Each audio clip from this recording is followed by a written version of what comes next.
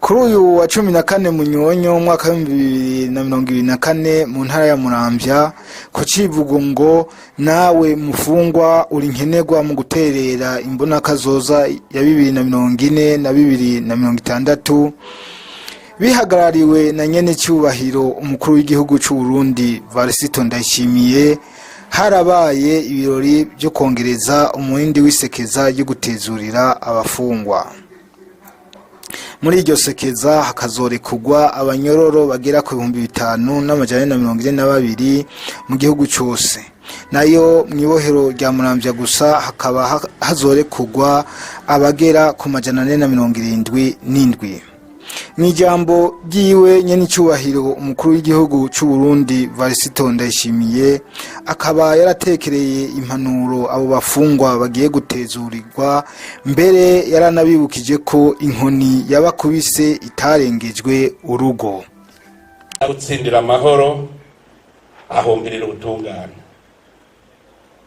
Uyu munsi rero uri hejuru twazanwe ngaha no gutangariza abarundi n'amakungu ingingo twafashe yo gutezurira abanyororo babikwiye mu gihugu cyose.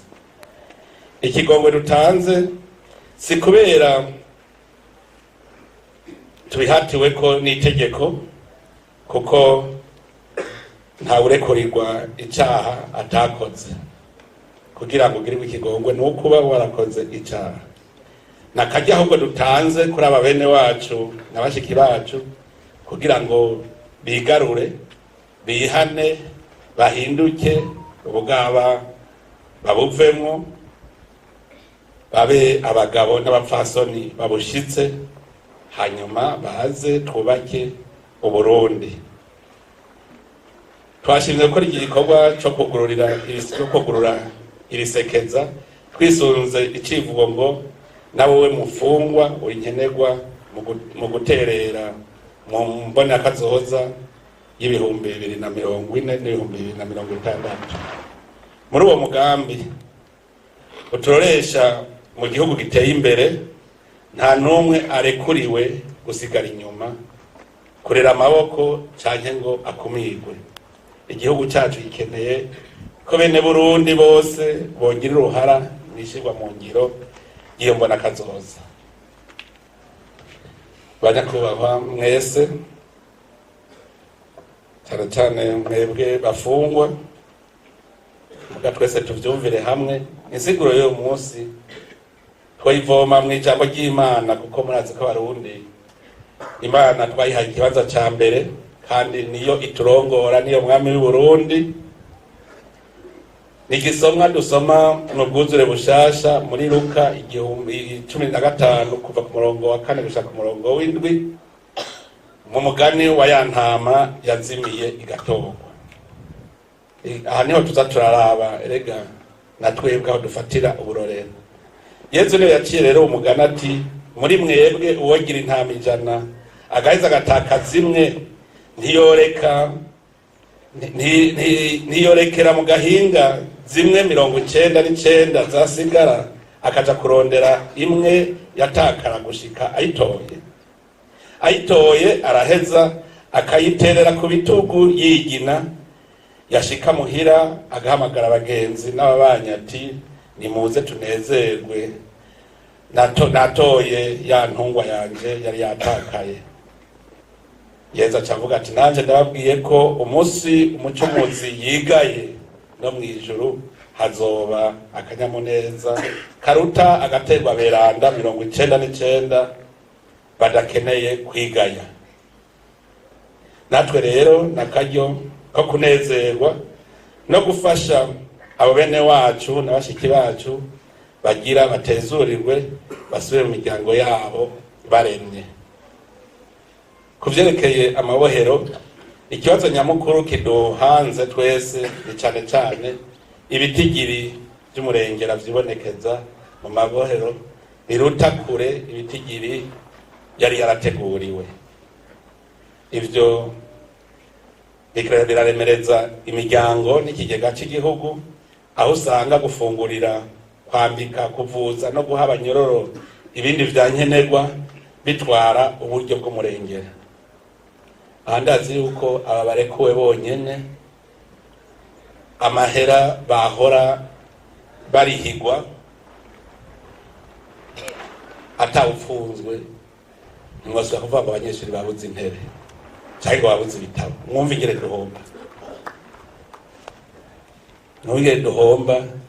Imiryango yanyu ubiriburase ibaze wewe umupfasoni wawe yarasigaye ameze nk'umupfakazi, umunega wawe akamera nk'umupfakare. Ni ukuvuga imiryango yarahombeye cyane, irahomba. Twese turafise amacuti y'abantu bari mu mabohero, turabona ingorane bitera.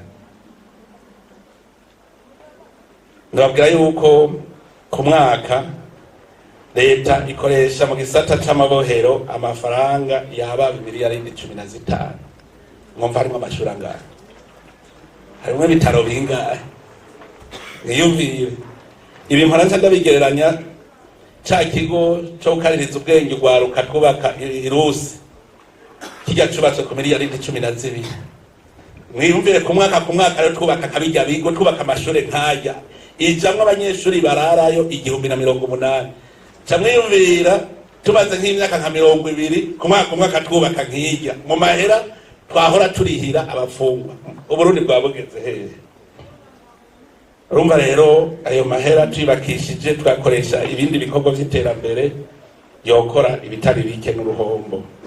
Murumva ko agahombo kanini ku gihugu kugaburira umuntu akomeye akarya yicaye kandi yoshoboye guterera mu kugwiza umwimbo. Yego nivyo kugira abacumuzi benshi mu gihugu biradindiza iterambere ku buryo twofuma tubabika ahataco bonona, nta kundi. Ariko no kugira ibitigiri vy'umurengera mu mabohero tuba turiko turagabanya za nguvu twoshize hamwe ngo ruduze ikintu c'iterambere mu mwanya mutoyi. Mu ntumbero yo kuraba ikiruta ikindi hagati yo kuboha no guhana utavunye, kuko ni mpamvu mvuga ngo ibihano biraheze, kuko nababwiye uwivye ateza gusubiza. Umuntu yagiriwe nabi nawe aronke indishi y'akababaro, mumuhoze namwe mumuvure. Ico nico gihano mu bisazo kitavuna. Icivuzo cacu nuko umuntu wese yakoze icaha atabangamiye umutekano w'igihugu canke w'abantu yoburana yidegenja hisunzwe uburemere bw'icaha. Hariho abantu, ico naco nyene nakibonye mu Burundi, hariho abantu bazi ko igihano no gupfunga. Wewe urazi ko no gupfungisha, yumva yuko atakiri igihano kiba atari gupfungwa. Erega nivyo nagatima k'ubukokora ko yari dufise kutumva ko uwundi muntu ashobora kuronka ikindi gihano atazize gupfungwa. Mugabo ivyo byose nabwiye no kubera twari twarabuze abungere beza, aho umwana w'igihugu acumuye umwungere batagura kubabara kubona uwo muntu acumuye. Abakurikiranwa ko rero ibintu bononye canke basahuye hagashigwa imbere gusubiza ibintu mu buryo kurusha kubabohanye n'ibintu nawe yaba leta canke uwigenga ataca asubijwe canke atarose indishyi y'akababaro. ivyo nabibonye abanyonora itunga y'igihugu baravuga ngo reka ndayibe bace bamfunga imyaka 5 mveyo nzoca ndayarya. Ubu rero suko utegereza gusubiza n'itegeko, udasubije tuje amatungo yawe leta igurishe hanyuma yirihe, kuko ahandi ho yoca kubavuga ngo reka nibe bazofata bamfunge nzofungurwa ndayarya. Ico ituma kugirira ikigongo abantu ntibisigura yuko nico tuba gutanga bigume bikorwa.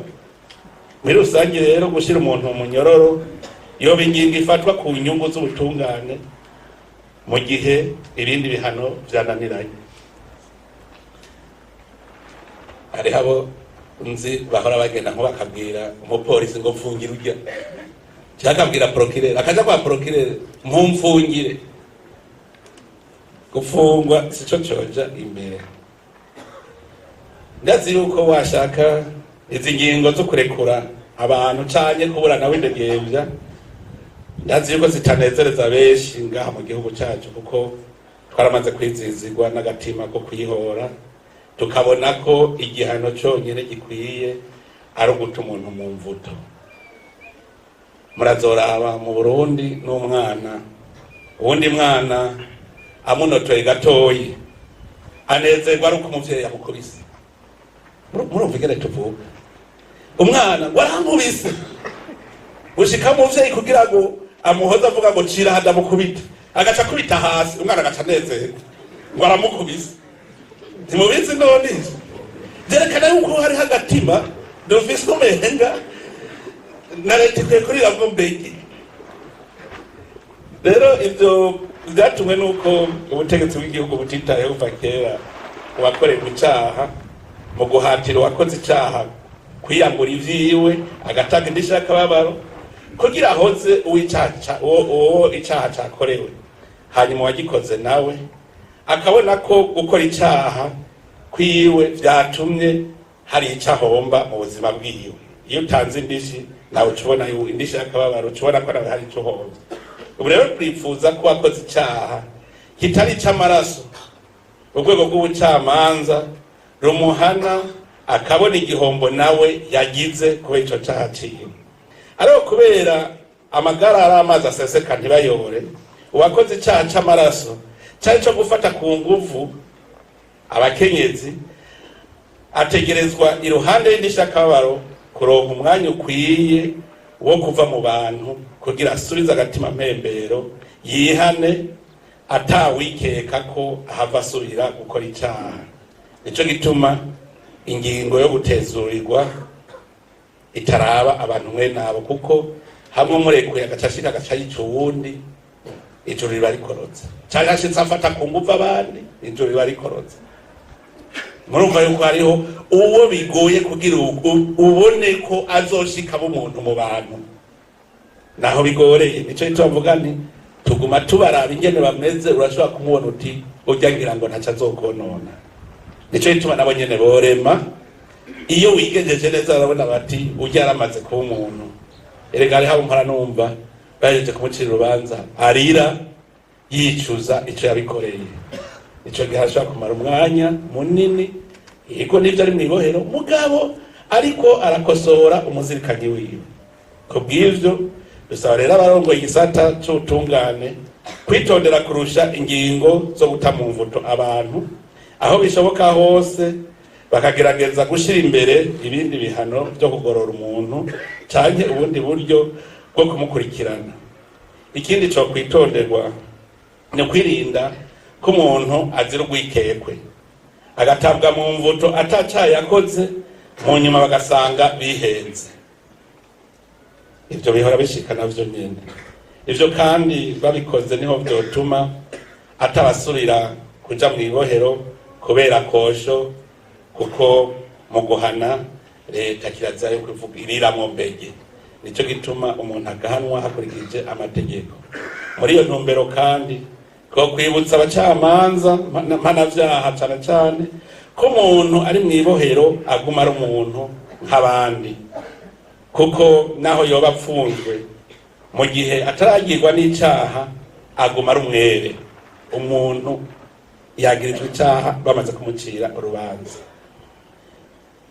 banyakubahwa mwese rero gufata ingingo yo gutezurira abanyororo twashize imbere abakurikiranwa ku vyaha bitaremereye cyane twisunze umutima w'imbabazi igihugu gitegerezwa kwereka abantu b'intege nke nk'abakenyezi bosa canke b'ubungenze abana bagendana ubumuga bwo mu mutwe canke bwo ku mubiri abasinzikajwe n'indwara n'abageze mu zabukuru ugasanga basinzikariye ngaho mugabo batakoze ivyaha biremereye.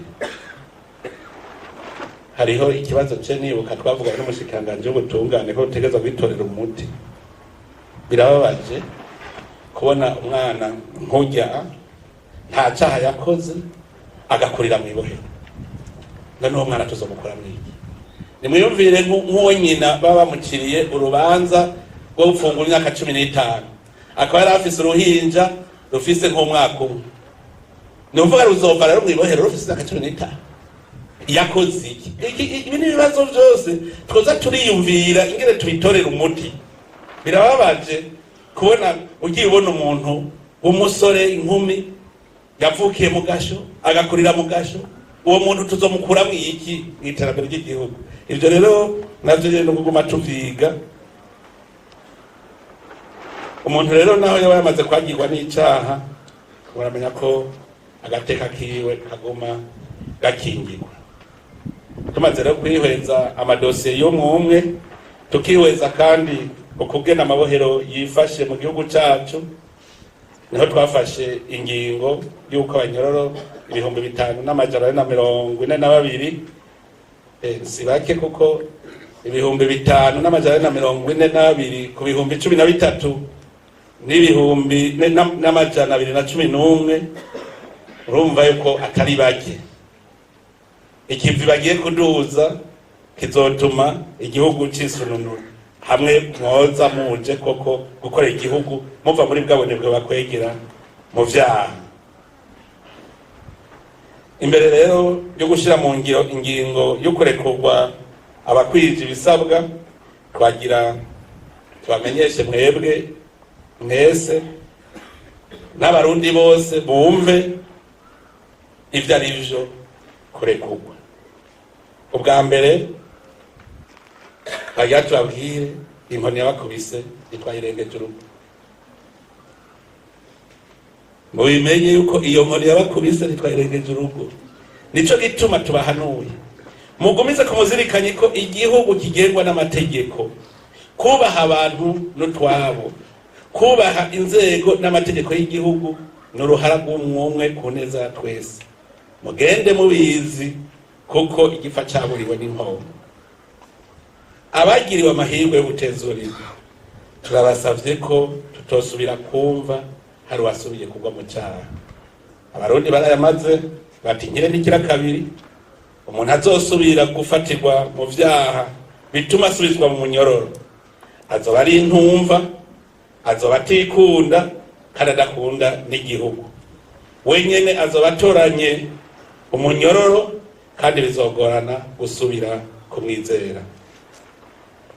Intaha rero tuzozihasha twihanukiriye na kare kandi murabizi inyama mbisi ivyo riyumye. Niho warekuwe wari wagirijwe icaha co kwiba ugaca ugaruka kwiba twari twabugiriye ikigongwe. No kuvuga yuko inyama mbisi ivyo riyumye abacamanza mwe muravyumva. Inyama mbisi ivyo riyumye circumstance aggravante murazi carico. No kuvuga yuko uwo muntu agiriwe ikigongwe agacasubira kuri ico caha nyene ni circumstance aggravante. Iyo interpretation namuzo isayitari n'itegeko murampamagara ndabafashe iyo interpretation icaha yagiriwe circumstance aggravante. Kubona umuntu yakugiriye imbabazi ugacusubira gukora ivyo nyene ico caha senede yashimonye umenga ntariko anyumva neza ico nzocemanga ni circumstance aggravante. Tugiye tuvyumvikanye senede yashi azombere icabona igenda bivuze uwugiriwe ikigongwe agacasubira kuba muri ico caha circumstance aggravante iriko. Murazi naho ingene bigenda ingene bica bihanwa mu mategeko. Iyo bavuze circumstance aggravante barabizi mu mategeko hari guhanwa hari akandi kabiri ry'abaca bashirako. Ubwa kabiri naho murekuwe uwagirizwa kunyonyeza konona itunga ry'igihugu canke kurya igiturire amenye ko bwa mbere ategereza gusubiza ivyo yanyonoye kandi ko atazopfa asubiye mu kazi ka leta. Kuva ubu agiye kwikorera ivyiwe yiteza imbere n'abiwe, kandi n'abagwizatunga n'abarya bafise amashirahamwe atanga akazi babimenye yuko batohirahira ngo baha akazi abo navuze. Umuntu azi ko yanyonoye itunga ry'igihugu yari igiturire akonona itunga ry'igihugu, utaha hoho birumvikana akazi kari tazopfa asubiye kuronka, kandi nta n'uzomuha akazi kuko abahaye akazi umuhemu w'igihugu. Umuhemu w'igihugu kera umwami baca mwangaza umehemu. Hariho abo banyaga urukomba amazi vyava ku buremere bw'icaha, hariho banyaga urukomba amazi, hariho abo bangaza bati abo ntakwiye kuba mu bantu. Umuntu rero baragize ikigega ca leta, iyumvire nk'umuntu akubwiye ngo umwongere w'inka ugacica amabere, aho muntu wosubira kumwizera gute mu gihugu? Arazogenda akora ivyiwe. Ariko nawe nyene hariho ikigongo ndamugiriye, mu makoperative arajamwo, mu makoperative kabisa arajamwo nta ngorane, mugabo kumuha akazi ngo tuguhe umushahara oya, ubu uzokamuha nzomusobokera nawe ndamubaza nti ubwo uvuga rumwe na leta? Nzomubaza ubwo wowe uvuga rumwe na leta? Avuze ngo tuvuga rumwe, ndamubaza rero ingene leta ifatira ingingo umuntu nawe agafata yitajanye, bazavuga rumwe na leta. Utavuga rumwe na leta rero ntuba muri leta. Iyo leta mvuze si yayindi mukunda kuvuga ngo abagize leta barashikiranganje bane bagize leta. Abarundi bose bagize leta, twese turi muri leta y'u Burundi. Nuvuga rero utavuga rumwe na leta ntuvuga rumwe n'abarundi.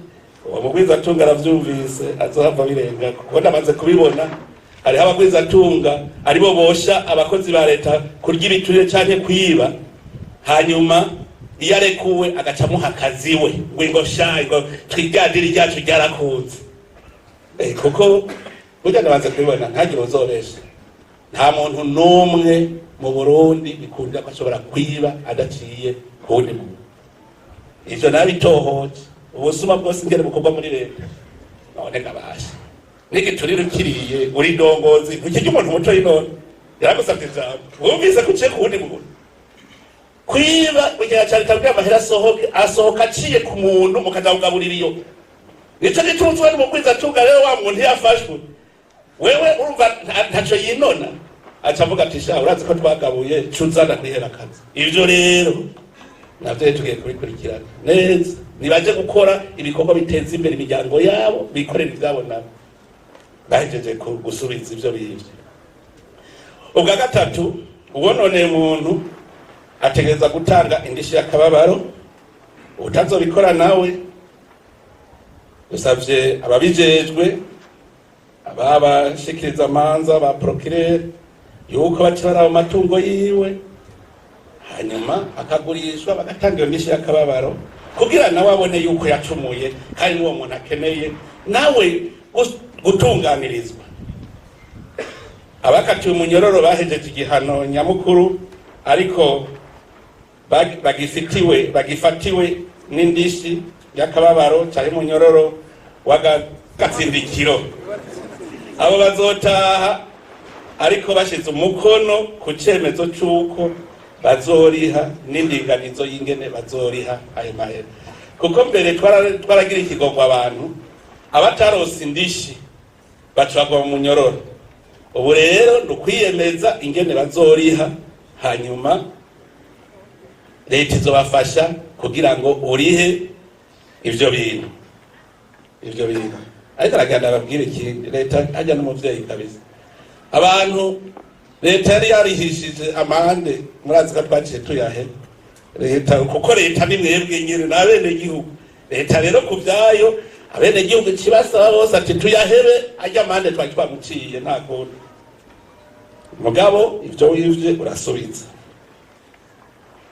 Abashikiriza amanza rero ba Republika basabwe yuko bofasha ico gikorwa. Ubwa kane, aho bukera mushitsi wanyu mutegerezwa gukora amaboko mu mpuzu, mukore mutiziganya kugira ngo mwitunge, mutunge n'abanyu, mbere muteko mukorere hamwe n'abandi ibikorwa by'iterambere rusange. Bizoduhimbara twumvise ko iyo mwasubiye mu mihingo itandukanye murangwa n'umwete n'umubano mwiza. Natwe rero tuzoheza twishime kuko muzoba mutweretse ko twahetse abisimbiza. Namwe abatashoboye gushikirwa n'ingingo nziza y'umukuru w'igihugu, tubasavye kurushirizaho kwigenza neza, kuko murazi ko iyo hageze gutezurirwa baraba ingene mwigenza mwirohero. Ikindi tubasavye nuko mwokura amaboko mu mpuzu, mugakora ibikorwa vy'isuku aho muri hose, mukiga imyuga ibategura kuzogira ico mwimariye nimwasubira mu mihana iwanyu. Iki kibazo c'isuku murazi yuko ntikiraba abapfungwa canke abapfunguwe, tukimaze ko iminsi natwebwe nyene. Aha muri twebwe mubona turi abasirimu twambaye amakositimu, aho woja kw'irembo iwanyu yosanga ahari yarara. Murabizi ko ivyo ndabikarira kandi nagira ndabasaba, none mubona twabaye iki ko bumbona hatanguye gusesuka? Tuvugisha ukuri, ntimuriyumvira ko umunsi umwe mwicaye ahantu muti none burya twari tubuze iki?